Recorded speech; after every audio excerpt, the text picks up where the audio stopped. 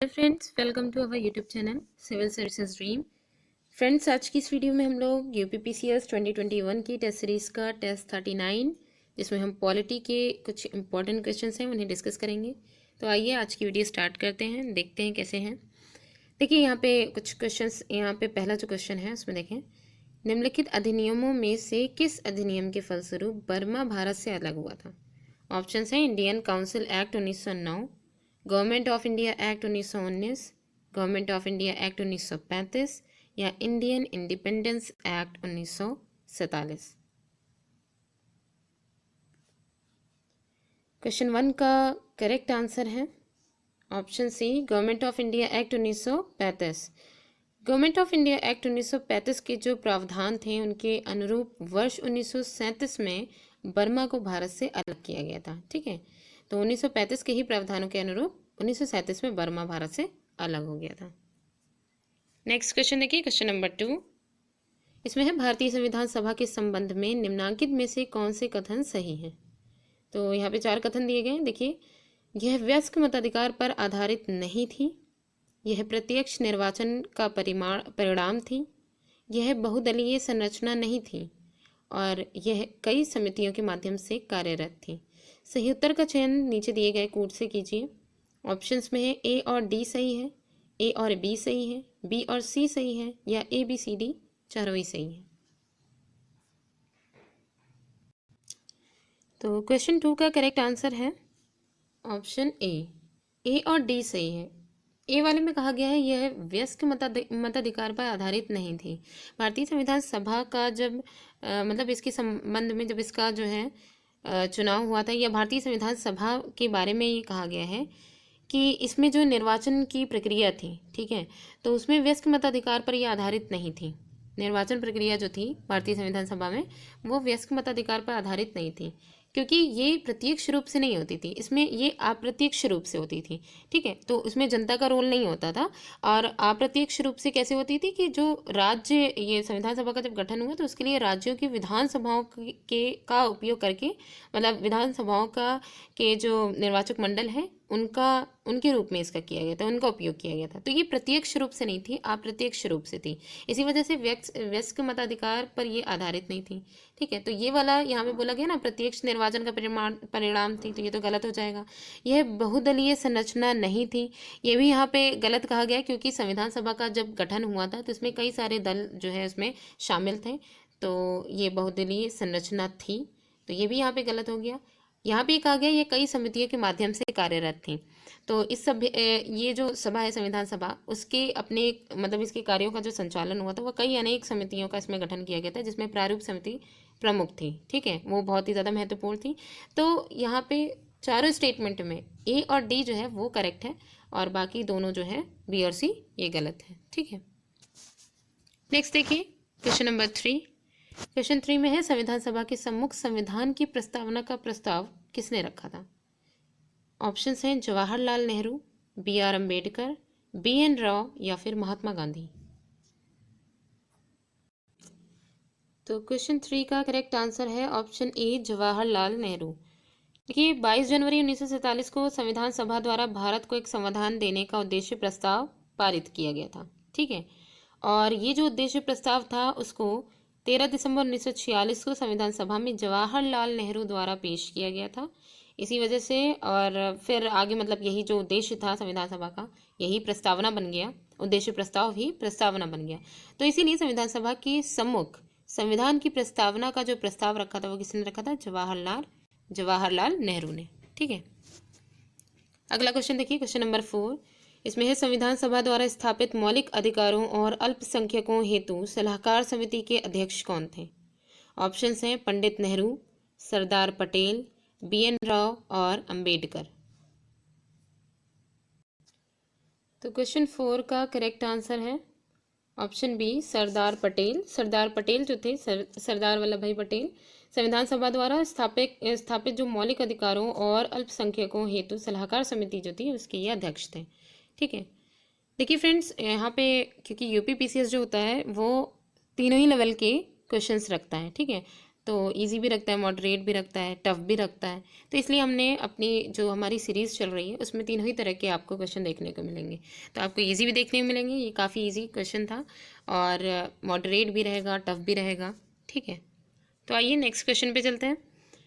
Next है question 5। इसमें है न्यायिक पुनर्विलोकन की व्यवस्था केवल भारत में है, केवल यूएसए में है, भारत और यूएसए में है, केवल यूके में है।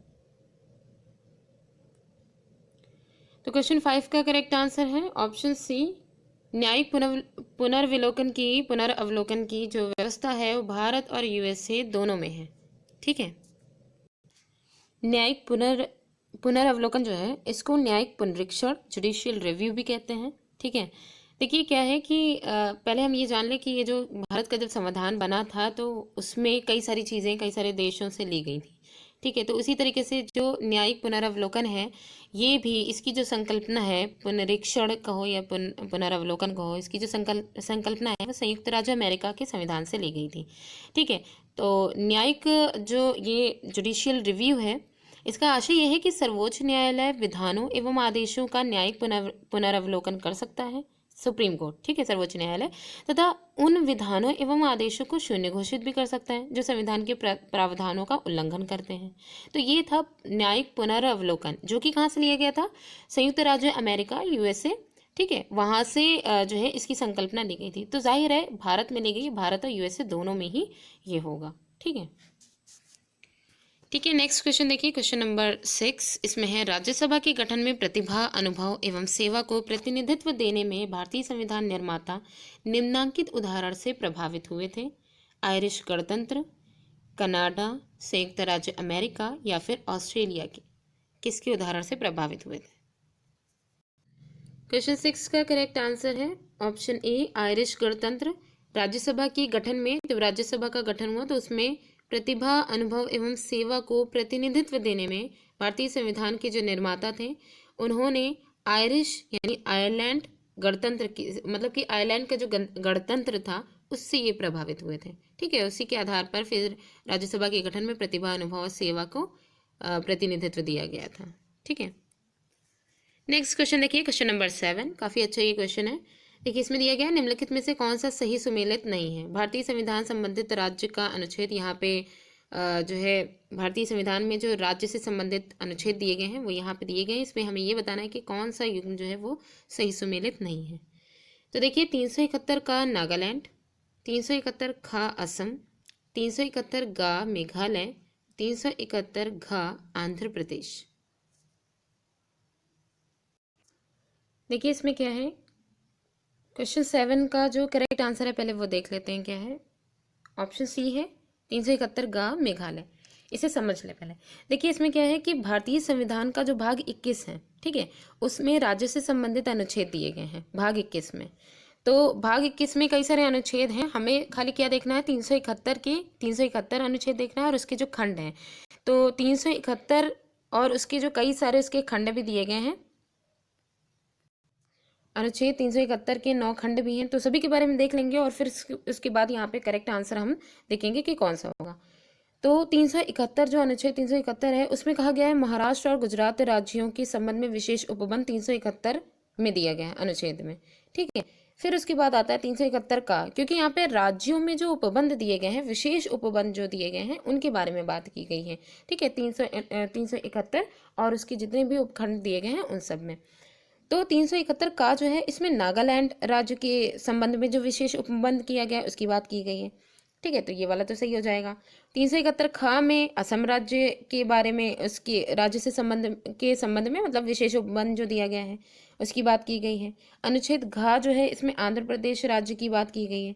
फिर इसके बाद अनुच्छेद अंगा आएगा जिसमें आंध्र प्रदेश राज्य में केंद्रीय विश्वविद्यालय की स्थापना है। अनुच्छेद 371 चा, उसमें सिक्किम राज्य की बात की गई है। अनुच्छेद 371 छा में मिजोरम राज्य की बात की गई है। अनुच्छेद 71 जा में 371 जा में अरुणाचल प्रदेश की बात की गई और अनुच्छेद 371 झा में गोवा राज्य की बात की गई।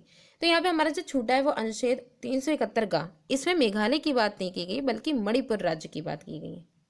ठीक है, मणिपुर राज्य जो है उसके संबंध में जो विशेष उपबंध किए गए हैं उसकी बात 371 गा में की गई है, तो यही सही सुमेलित नहीं है। तो ये जो संविधान का भाग 21 है उसमें राज्यों से संबंधित, राज्य के लिए जो विशेष उपबंध किए गए हैं उससे संबंधित अनुच्छेद इसमें दिए गए हैं। ठीक है, तो कुल 9 इसके उपखंड थे जिनके बारे में हम लोगों ने देख लिया। ठीक है, नेक्स्ट क्वेश्चन देखिए, क्वेश्चन नंबर 8। इसमें है भारतीय संविधान के निम्नलिखित में से कौन से प्रावधान शिक्षा पर प्रभाव डालते हैं। यहाँ पे 5 दिए गए हैं, इनमें से देख लें कौन कौन से शिक्षा पर प्रभाव डालते हैं। पहला है राज्य की नीति के निदेशक तत्व, ग्रामीण और शहरी स्थानीय निकाय, पंचम अनुसूची, 5वीं अनुसूची, 6ठी अनुसूची और 7वीं अनुसूची। निम्नलिखित कूटों के आधार पर सही उत्तर चुनना है कि केवल 1 और 2 सही है, केवल 3, 4 और 5 सही है, केवल 1, 2 और 5 सही है, या 1, 2, 3, 4, 5 सारे सही हैं। ठीक है, तो क्वेश्चन 8 का करेक्ट आंसर है ऑप्शन डी, 1, 2, 3, 4, 5। जितने भी यहाँ पे पांचों जो स्टेटमेंट दिए गए हैं पांचों के बारे में सही है। इन सभी में ही जो है शिक्षा के बारे में बात कही गई है। सबसे पहले है नीति निदेश, राज्य के नीति निदेशक तत्व। इनमें अनुच्छेद 45 की बात की गई। राज्य की अनुच्छेद 45 जो है वो राज्य के नीति निदेशक तत्वों के अंतर्गत आता है। और अनुच्छेद 45 के बारे में हम लोग जानते हैं कि इसमें 6 से 14 वर्ष के जो बच्चे हैं उनमें उनके लिए निःशुल्क शिक्षा जो है प्रोवाइड की जाएगी उनको। ठीक है, तो ये वाला अनुच्छेद 45 की बात नीति, राज्य की नीति के निदेशक जो तत्व हैं उनके बारे में कहा गया है। फिर है ग्रामीण और शहरी स्थानीय जो निकाय हैं उनमें भी क्रमशः जो अनुच्छेद 243 छा और 243 बा उनमें प्रदान की गई जो शक्तियां और प्राधिकार हैं उसके अंतर्गत शिक्षा के प्रावधान भी किए गए हैं। ठीक है, तो इसमें भी शिक्षा की बात कही गई है। 5वीं अनुसूची, इसके अलावा ये तो बात हो गई। इसके अलावा अप्रत्यक्ष रूप से 5वीं अनुसूची, 6ठी अनुसूची और 7वीं अनुसूची। ठीक है, तो 7वीं अनुसूची के अंतर्गत तो हम लोग वही संघ सूची, राज्य सूची, संवर्ती सूची की बात करते हैं। तो संवर्ती सूची में ही शिक्षा के प्रावधान आते हैं। 5वीं 6ठी में भी शिक्षा की बात कही गई है। तो इन पांचों में ही शिक्षा से संबंधित प्रावधान शामिल है। ठीक है, तो हमारा करेक्ट आंसर है ऑप्शन डी, 1, 2, 3, 4, 5। नेक्स्ट क्वेश्चन है क्वेश्चन नंबर 9। इसमें दिया गया है कोएल्हो केस भारत के संविधान की किस अनुसूची से संबंधित है। ऑप्शन है 7वीं, 8वीं, 9वीं या फिर 10वीं। क्वेश्चन 9 का करेक्ट आंसर है ऑप्शन सी, 9वीं अनुसूची। कोएल्हो केस जो था उसमें संविधान की 9वीं अनुसूची से ये संबंधित है। कोएल्हो केस इसमें था क्या, इसमें आईआर कोएल्हो जो थे उन आईआर कोएल्हो बनाम तमिलनाडु राज्य में न्यायालय, राज्य की जो न्यायालय था उसने 9वीं अनुसूची की संवैधानिकता के संबंध में टिप्पणी की थी। ठीक है, और ये कहा था कि जिसके अनुसार 9वीं अनुसूची में उल्लिखित जो सभी विषय, जितने भी इसमें विषय हैं वो सब न्यायिक समीक्षा के अंतर्गत आते हैं। ठीक है, उन पर न्यायिक समीक्षा की जा सकती है। ये कोएल्हो केस के जो है मतलब केस के दौरान, जो तमिलनाडु का केस हुआ था उसके दौरान ये बात कही गई थी। और जब 9वीं अनुसूची, जो पहला संविधान संशोधन हुआ था उसमें जब जोड़ी गई थी 9वीं अनुसूची, तब ये बात नहीं थी कि न्यायिक समीक्षा, इसमें जितने भी विषय हैं 9वीं अनुसूची में वो न्यायिक समीक्षा के अंतर्गत आते हैं, ये बात उस समय नहीं थी। तो ये कब आई, कब शामिल की गई, कोएल्हो केस बनाम तमिलनाडु राज्य के जो मामला था उसमें इसको डाला गया। ठीक है, लास्ट क्वेश्चन है क्वेश्चन नंबर 10। इसमें है निम्नलिखित में से कौन सा एक युग्म सही सुमेलित है। संविधान का दूसरा भाग मौलिक अधिकार, संविधान का तीसरा भाग नागरिकता, संविधान का चौथा का भाग, चौथे का का वाला भाग मौलिक कर्तव्य, संविधान का 5वां भाग राज्य के नीति निदेशक सिद्धांत। तो क्वेश्चन 10 में ये पूछा गया है कि कौन सा युग्म सही सुमेलित है। ठीक है, तो इसका करेक्ट आंसर है ऑप्शन सी, संविधान का जो चौथा का भाग है वो मौलिक कर्तव्यों से संबंधित है। बाकी यहाँ पे जो स्टेटमेंट दिए गए हैं कि जैसे संविधान का जो दूसरा भाग है, ठीक है, क्योंकि भाग जो है इसमें कई सारे अनुच्छेद शामिल हैं, तो इसमें जो यहाँ पे है कि इसमें शामिल है कि नहीं है।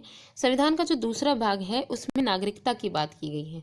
ठीक है, नागरिकता की इसमें जो है बात की गई है। दूसरे भाग में मौलिक अधिकार की बात नहीं की गई है। और जो तीसरा भाग है इसमें नागरिकता नहीं है बल्कि मौलिक अधिकारों की बात की गई है। तीसरे वाले भाग में मौलिक अधिकार आएंगे। ठीक है, और संविधान का चौथा का भाग जो है, तो चौथा भाग जो है उसमें नीति निर्देशक तत्व आते हैं और चौथा का वाला जो पोर्शन है, जो खंड इसका जो है, उसमें मौलिक कर्तव्यों की बात की गई है। ठीक है, चौथे भाग में नीति निर्देशक तत्व आते हैं और चौथे का में मौलिक कर्तव्यों की बात की गई। अच्छा, 5वां भाग जो है इसमें कहा गया राज्य के नीति निर्देशक सिद्धांत इसमें आएंगे, जबकि 5वां जो भाग है संविधान का उसमें संघ की बात की जाती है। ठीक है। तो इसलिए जो चारों ऑप्शंस हैं उनमें जो सही है वो ऑप्शन सी है, कि जिसमें संविधान का चौथे का जो भाग है उसमें मौलिक कर्तव्य की बात की गई। बाकी जो भी थे वो हम लोग ने देख लिए। ठीक है, तो फ्रेंड्स आज की वीडियो यहीं पे ही एंड होती है। वीडियो कैसी लगी कमेंट करके ज़रूर बताइएगा। Thanks for watching.